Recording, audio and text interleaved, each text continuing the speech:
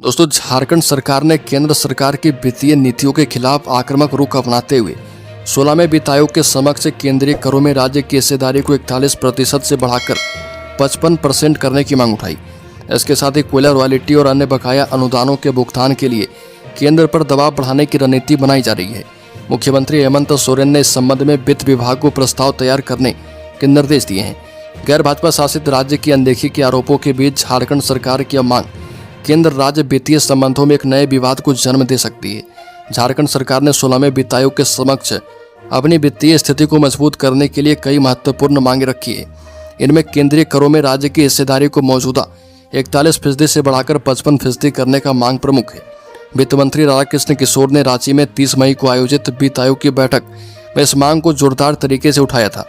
उन्होंने कहा था कि केंद्र सरकार के शुद्ध कर संग्रह का 41% हिस्सा राज्य को मिलता है, जो कि अपर्याप्त है। इसे बढ़ाकर 55% करने से राज्य को विकास योजनाओं के लिए अधिक संसाधन उपलब्ध होंगे।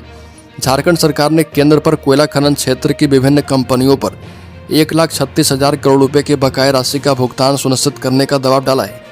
वित्त मंत्री ने कहा कि इस राशि के भुगतान से झारखंड के विकास को गति मिलेगी। बता दें कि झारखंड की सत्तारूढ़ झारखंड मुक्ति मोर्चा, कांग्रेस, राजद गठबंधन ने केंद्र सरकार पर गैर भाजपा शासित राज्य की वित्तीय मांगों की अनदेखी करने का भी आरोप लगाया है। गठबंधन का कहना है कि केंद्र की नीतियां उन राज्य के प्रति पक्षपातपूर्ण है जो भाजपा के शासन में नहीं है।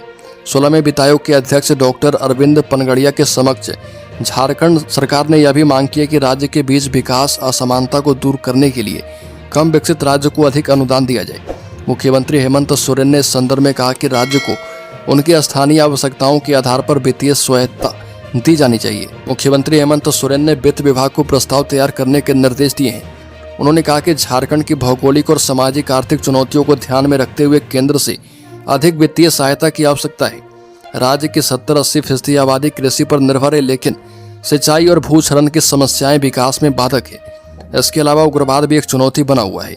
सोरेन ने वित्त आयोग से इन चुनौतियों के समाधान के लिए विशेष पैकेज की मांग की है। झारखंड सरकार की यह पहल केंद्र राज्य वित्तीय संबंधों में बदलाव की दिशा में एक महत्वपूर्ण कदम साबित होने वाला है। यदि वित्त आयोग इन मांगों को स्वीकार कर लेता है तो झारखंड के विकास को नई गति मिल सकती है। हालांकि केंद्र सरकार और वित्त आयोग के रुख से इस मांग की सफलता निर्भर करेगा। तो दोस्तों, इस खबर में इतना ही। झारखंड से संबंधित हर एक न्यूज़ को पाते रहने के लिए सब्सक्राइब करें और बेल आइकॉन जरूर दबा लें।